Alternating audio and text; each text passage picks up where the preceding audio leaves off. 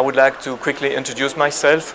I am Pierre Deprez from Brussels, working in the Clinique Universitaire Saint-Luc, and we are very happy to get our work published in endoscopy. The work focuses on ESD in Barrett's carcinoma, and it's a collaborative work with my fellows, mainly Baptiste Chevaux, who spent a year in my unit as an advanced trainee, and my colleague pathologist, Professor Mourin, who is a very experienced pathologist in Barrett's histology. The reason for publishing this paper is to show our results concerning ESD for Barrett's carcinoma.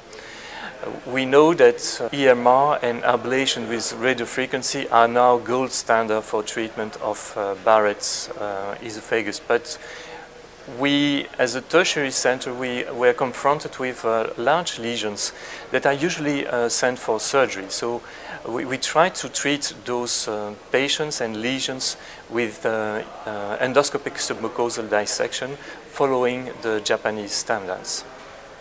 What are the outcomes and the main results of our study and our paper?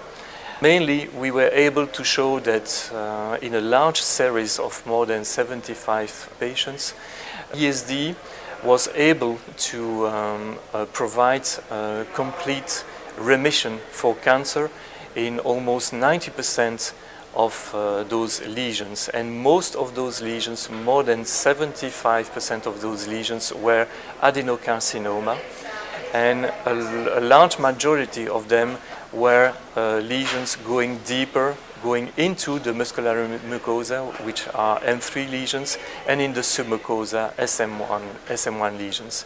And 25% of those cases were also poor differentiated tumors. So I think these are very good results, comparable to the results shown in the Asian series. And I think this shows that ESD should be part of the armamentarium of the treatment of Barrett's cancer.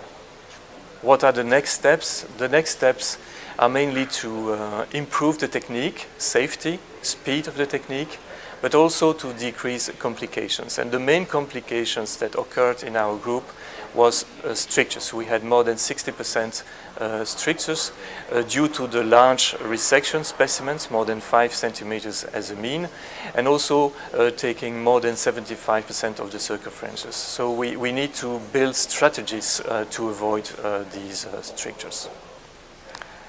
So to conclude our data, we think that ESD is effective in treating more advanced lesions in Barrett's esophagus, and that it should be part of the techniques used to treat those patients and maybe to avoid surgery for a subset of them.